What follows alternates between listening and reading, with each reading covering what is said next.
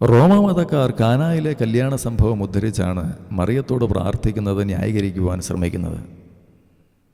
യോഹന്നാൻ്റെ സുവിശേഷം 2-ാം അധ്യായത്തിലാണ് അതിൻ്റെ പ്രസക്തമായ ഭാഗങ്ങൾ നാം കാണുന്നത്. 3-ാം ദിവസം ഗലീലയിലെ കാനായിൽ ഒരു വിവാഹ വിരുന്ന് നടന്നു. യേശുവിൻ്റെ അമ്മ അവിടെ ഉണ്ടായിരുന്നു. യേശുവും ശിഷ്യന്മാരും വിരുന്നിന് ക്ഷണിക്കപ്പെട്ടിരുന്നു. അവിടെ വീഞ്ഞ് തീർന്നു പോയപ്പോൾ യേശുവിൻ്റെ അമ്മ അവനോട് പറഞ്ഞു, അവർക്ക് വീഞ്ഞില്ല. യേശു അവളോട് പറഞ്ഞു, സ്ത്രീയെ, എനിക്കും നിനക്കും എന്ത്? എൻ്റെ സമയം ഇനിയും ആയിട്ടില്ല. അവൻ്റെ അമ്മ പരിചാരകരോട് പറഞ്ഞു, അവൻ നിങ്ങളോട് പറയുന്നത് ചെയ്യുവിൻ. അപ്പോൾ ഈ സംഭവത്തിൻ്റെ അടിസ്ഥാനത്തിൽ ചിലർ തെറ്റായ പല നിഗമനങ്ങളിലും എത്തിച്ചേരുന്നു. അവർ ഇപ്രകാരം തെറ്റായി വാദിക്കുന്നു: അമ്മയില്ലെങ്കിൽ മകനില്ല, മറിയമില്ലെങ്കിൽ യേശുവില്ല. അതിനാൽ മറിയത്തിൻ്റെ മധ്യസ്ഥം വഴിയായി മാത്രമേ യേശുവിനെ സമീപിക്കുവാൻ കഴിയൂ. അപ്പോൾ അവരുടെ നിലപാട്, മറിയം മധ്യസ്ഥം പറഞ്ഞിട്ടല്ലേ യേശു കാനായിലെ കല്യാണത്തിന് വെള്ളം വീഞ്ഞാക്കിയത്. മറിയമാണ് അതുകൊണ്ട് നമ്മുടെ മധ്യസ്ഥ. ഉദ്ദിഷ്ടകാര്യ സാധ്യത്തിനായി നാം ആദ്യം സമീപിക്കേണ്ടത് അതുകൊണ്ട് മറിയത്തെയാണ്. ഇതാണ് കത്തോലിക്കരുടെ പൊതുവെയുള്ള നിഗമനം, ലോജിക്ക്. പക്ഷേ ഇതിൽ യാതൊരു അടിസ്ഥാനവുമില്ല. അതായത് മുകളിൽ പറഞ്ഞ ബൈബിൾ ഭാഗം ശ്രദ്ധയോടെ പരിശോധിച്ചാൽ മനസ്സിലാക്കാവുന്ന ചില സുപ്രധാന വസ്തുതകളുണ്ട്. സ്ത്രീയെ, എനിക്കും നിനക്കും എന്ത്? അതായത് ഈ കാര്യത്തിൽ നിനക്ക് ഒന്നും ചെയ്യാനില്ല, എൻ്റെ സമയം ഇനിയും ആയിട്ടില്ല എന്ന യേശുവിൻ്റെ മറുപടി നാം പ്രത്യേകം ശ്രദ്ധിക്കണം. അതുവരെ യേശു അത്ഭുതങ്ങളൊന്നും ചെയ്തിട്ടില്ലായിരുന്നതിനാൽ യേശുവിൻ്റെ സർവ്വശക്തിയെക്കുറിച്ച് അവിടെ ആരും അറിഞ്ഞിരുന്നില്ല. അറിഞ്ഞിരുന്നെങ്കിൽ അവർ തീർച്ചയായും യേശുവിനോട് ആവശ്യം ഉന്നയിക്കുമായിരുന്നു. യേശുവിനോട് നേരിട്ട് തങ്ങളുടെ ആവശ്യം പറയുവാൻ കഴിയില്ല എന്നോ അമ്മയിലൂടെ മാത്രമേ യേശുവിനെ സമീപിക്കാൻ കഴിയൂ എന്നോ അവർ ധരിച്ചിരുന്നില്ല. അനേകം രോഗികൾ യേശുവിൻ്റെ അടുക്കൽ നേരിട്ട് പോയി സൗഖ്യം പ്രാപിച്ചില്ലേ? രക്തസ്രാവക്കാരി സ്ത്രീ പോലും മറിയത്തിൻ്റെ മധ്യസ്ഥം സ്വീകരിച്ചില്ല. ഇവിടെ മറിയത്തോട് ആരും മധ്യസ്ഥം അപേക്ഷിക്കുന്നതായി നാം കാണുന്നുമില്ല. മാത്രമല്ല, മറിയം യേശുവിനോട് പ്രത്യേകമായി മധ്യസ്ഥം അപേക്ഷിക്കുന്നതായി നാം കാണുന്നില്ല. മറിയത്തിൻ്റെ മരണശേഷവും മറിയത്തോട് ആരും മധ്യസ്ഥം അപേക്ഷിക്കുന്നതായി ബൈബിളിൽ നാം കാണുന്നില്ല. യേശു അവരോട് നേരിട്ട് ഇടപെടണമെന്നതാണ് മറിയവും ആഗ്രഹിച്ചത്. അവൻ നിങ്ങളോട് പറയുന്നത് ചെയ്യുവനെന്നാണ് പറഞ്ഞിരിക്കുന്നത്. അപ്പോൾ മറിയം ഭൂമിയിൽ ജീവിച്ചിരുന്നപ്പോഴായിരുന്നു ഈ സംഭവം. മറിയം യേശുവിനോട് കല്യാണ വീട്ടുകാരുടെ അവസ്ഥ അറിയിക്കുക മാത്രമാണ് ചെയ്തത്. യേശു എന്തെങ്കിലും ചെയ്യണമെന്ന് മറിയം ആവശ്യപ്പെട്ടതായി ബൈബിളിൽ നാം കാണുന്നില്ല. മാത്രമല്ല, കല്യാണ വീട്ടുകാർക്ക് വീഞ്ഞില്ല എന്ന കാര്യം മറിയം യേശുവിനെ അറിയിക്കാതെ യേശു ആ വിവരം അറിയുമായിരുന്നില്ല എന്ന് കരുതുന്നത് ശരിയല്ല. ഈ അവസരത്തിൽ കാര്യസാധ്യത്തിനായി ആരും മറിയത്തെ സമീപിച്ചിട്ടുമില്ല. കാനായിലെ കല്യാണ വിരുന്നിൽ മറിയത്തോട് ആരും മധ്യസ്ഥം അപേക്ഷിച്ചിട്ടില്ല എന്നുള്ളതാണ് യാഥാർത്ഥ്യം. അപ്പോൾ മറിയം തൻ്റെ മരണശേഷം ആർക്കു വേണ്ടിയെങ്കിലും എന്തെങ്കിലും കാര്യസാധ്യത്തിനായി മധ്യസ്ഥത നടത്തിയതായി ബൈബിളിൽ രേഖപ്പെടുത്തിയിട്ടില്ല. പത്രോസ്, പൗലോസ് തുടങ്ങിയവർ മറിയത്തിൻ്റെ മധ്യസ്ഥത കൂടാതെ മരിച്ചവരെ ജീവിപ്പിക്കുക വരെ ചെയ്തില്ലേ? ഇന്നും മറിയത്തിൻ്റെ മധ്യസ്ഥത കൂടാതെ ദൈവം അനേകരിലൂടെ അത്ഭുതങ്ങൾ പ്രവർത്തിക്കുന്നില്ലേ? പിന്നെ എന്തിനാണ് ദൈവവചന വിരുദ്ധമായി മറിയത്തോട് നാം പ്രാർത്ഥിക്കുന്നത്? കാനായിലെ അത്ഭുത സംഭവം യോഹന്നാൻ മാത്രമാണ് രേഖപ്പെടുത്തുന്നത്. യോഹന്നാൻ അവ എഴുതിയതിൻ്റെ ഉദ്ദേശം യേശു ദൈവപുത്രനായ ക്രിസ്തുവാണ് എന്ന് നിങ്ങൾ വിശ്വസിക്കുന്നതിനും അങ്ങനെ വിശ്വസിക്കുക നിമിത്തം നിങ്ങൾക്ക് അവൻ്റെ നാമത്തിൽ ജീവൻ ഉണ്ടാകുന്നതിനും വേണ്ടിയാണ് എന്ന് യോഹന്നാൻ്റെ സുവിശേഷം 20-ാം അധ്യായത്തിൽ രേഖപ്പെടുത്തിയിട്ടുണ്ട്. അല്ലാതെ മറിയത്തെ മധ്യസ്ഥയാക്കുന്നതിന് വേണ്ടിയല്ല ഈ സംഭവങ്ങളൊക്കെ രേഖപ്പെടുത്തിയിരിക്കുന്നത്. ആ സംഭവങ്ങളെയൊക്കെ നമ്മൾ തെറ്റായിട്ട് എടുത്ത് അവസരോചിതമായി, അവസരവാദപരമായി ദുരുപയോഗിക്കുകയാണ് ഈ കത്തോലിക്ക സമുദായത്തിൽ കാനായിലെ കല്യാണത്തിലെ മറിയത്തിൻ്റെ മധ്യസ്ഥതയൊക്കെ പറഞ്ഞ് നടത്തിക്കൊണ്ടിരിക്കുന്ന കാര്യങ്ങൾ. അതുകൊണ്ട് കാനായിലെ സംഭവത്തിലൂടെ തെളിയുന്നത് യേശു മറിയത്തെ കൂടാതെ ആർക്കു വേണ്ടിയും ഒന്നും ചെയ്യുകയില്ല എന്നല്ല, മറിച്ച് യേശുവിനും യേശുവിൻ്റെ സഹായം ആവശ്യമുള്ളവർക്കും ഇടയ്ക്ക് മറിയം ഇടപെടുന്നത് ശരിയല്ല എന്നുള്ള കാര്യമാണ് അവിടെ യേശുവിൻ്റെ വാക്കുകളിൽ നിന്നും വ്യക്തമാകുന്നത്. എനിക്കും നിനക്കും എന്ത്? അതിനാൽ ആവശ്യക്കാരോട് യേശുവിൻ്റെ ഹിതപ്രകാരം ചെയ്യുക എന്ന് ഉപദേശിച്ചിട്ട് മറിയം പിൻവാങ്ങി. ആവശ്യക്കാർ യേശുവിനോട് ഒന്നും പറയാതെ തന്നെ യേശു അവരോട് കുടങ്ങളിൽ വെള്ളം നിറയ്ക്കാൻ ആവശ്യപ്പെട്ടു. കാരണം അവർക്ക് വീഞ്ഞില്ല എന്ന് മനസ്സിലാക്കുവാൻ യേശുവിന് മറിയത്തിൻ്റെ സഹായം ആവശ്യമുണ്ടായിരുന്നില്ല.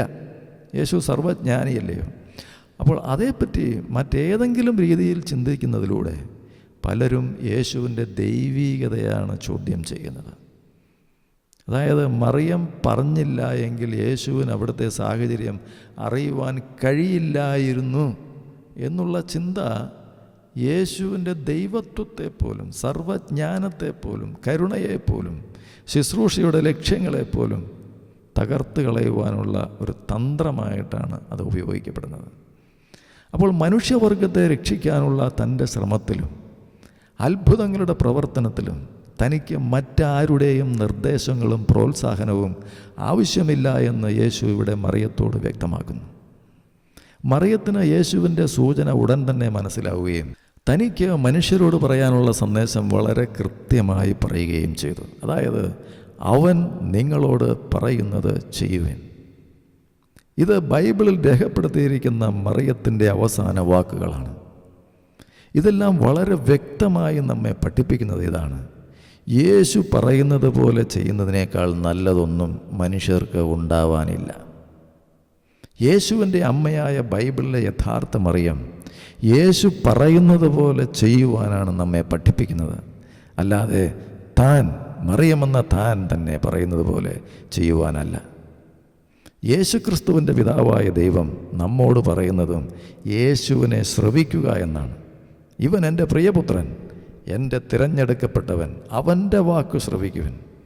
അപ്പോൾ പിതാവായ ദൈവവും യേശുവിൻ്റെ അമ്മയും പറഞ്ഞത് യേശു പറയുന്നത് പോലെ ചെയ്യാനാണ്, അല്ലാതെ യേശുവിൻ്റെ അമ്മയായ മറിയത്തെ ശ്രവിക്കുക എന്നല്ല. അങ്ങനെ പല കാരണങ്ങൾ കൊണ്ടും കാനായിലെ കല്യാണ വിരുന്നിലെ സംഭവത്തെ മറിയത്തോട് പ്രാർത്ഥിക്കാനുള്ള ഒരു ന്യായീകരണമായി കണക്കാക്കുന്നത് വെറും അബദ്ധ സിദ്ധാന്തമാണ്.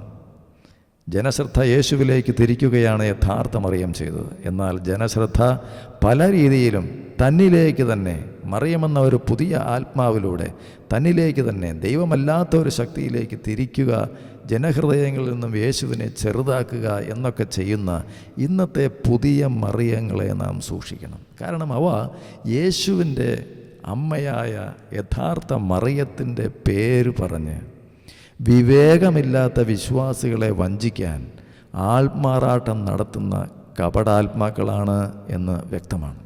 മറിയത്തിൻ്റെ ശുപാർശ യേശു പ്രോത്സാഹിപ്പിക്കുന്നില്ല എന്ന വസ്തുത മറിയം മനസ്സിലാക്കി. അതിനാൽ മറിയം അതിനുശേഷം ഒരിക്കലും യേശുവിൻ്റെ അടുത്ത് യാതൊരു ശുപാർശയുമായി വന്നിട്ടില്ല. അത് ബൈബിളിൽ നിന്ന് തന്നെ വ്യക്തമാകുന്ന കാര്യമാണ്. കാനായിലെ കല്യാണ സംഭവത്തിൽ നിന്ന് നാം മനസ്സിലാക്കേണ്ടത്, നാം മധ്യസ്ഥ പ്രാർത്ഥന നടത്തുമ്പോൾ മറിയം ചെയ്തതുപോലെ നമ്മുടെ ആവശ്യങ്ങൾ നേരിട്ട് യേശുവിനെ അറിയിക്കണമെന്നാണ്. യേശു ഭൂമിയിൽ വന്നത് സ്വർഗസ്ഥനായ പിതാവിൻ്റെ ഇഷ്ടം നിറവേറ്റാനാണ്, അല്ലാതെ ഭൂമിയിലെ തൻ്റെ അമ്മയുടെ ഇഷ്ടം നിറവേറ്റാനല്ല. ഈ വസ്തുത പലരും മനസ്സിലാക്കുന്നില്ല.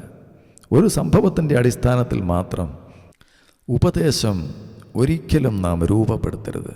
കാനായിലെ സംഭവത്തിൻ്റെ അടിസ്ഥാനത്തിൽ മറിയത്തെ മധ്യസ്ഥയാക്കുന്നത് യേശുവിനെ കാണാൻ സക്കായി അത്തിമരത്തിൽ കയറിയ സംഭവത്തിൽ നിന്നും യേശുവിനെ കാണാൻ അത്തിമരത്തിൽ കയറിയാൽ മതി എന്ന് പറയുന്നത് പോലെയാണ്. എത്രയോ പരിഹാസ്യമായ കാര്യമാണത്.